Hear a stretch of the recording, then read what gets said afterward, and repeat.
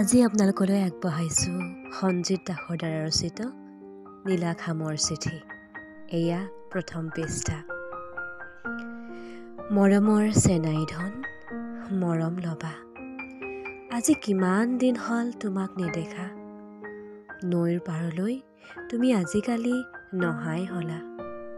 বৰগছডালৰ আঁৰৰ পৰা তোমাক চোৱা সেই প্ৰতিটো ক্ষণ আজিকালি উকা হৈ পৰিল। মই তোমাক ক'ব লগা কথাবোৰ ডায়েৰীৰ মাজতে থাকি যায়, কিন্তু তোমাক কোৱা নহয়। জানোচা তুমি মোৰ পৰা হেৰাই যোৱা। নৈৰ পাৰত সদায় যাওঁ, কিন্তু আজিকালি তোমাক দেখা নাপাওঁ। তুমি চাগে মোৰ মনৰ কথাবোৰ গম পাইছা ন? সেয়ে তুমি আজিকালি নৈৰ পাৰলৈ অহা বন্ধ কৰিলা। মই কি কৰিম কোৱা? মনটোৱে যে নামানে, মাথো তোমাৰ কাষলৈ উৰা মাৰে।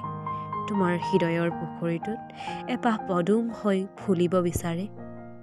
মই জানো চেনাই ধন, তুমি যে এইবিলাক ভাল নোপোৱা, কিন্তু মই যে নোৱাৰোঁ তোমাৰ অবিহনে থাকিব।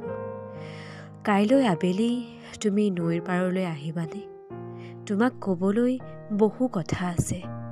কাইলৈ তোমাক আহঁত গছৰ আঁৰৰ পৰা নাচাওঁ দিয়া। কাইলৈ তোমাক একেবাৰে সন্মুখৰ পৰা চাম। কাইলৈ আবেলি আহিবা দেই নৈৰ পাৰলৈ। তোমাৰ বাবে ৰৈ থাকিম। ইতি তোমাৰ তৰামাই।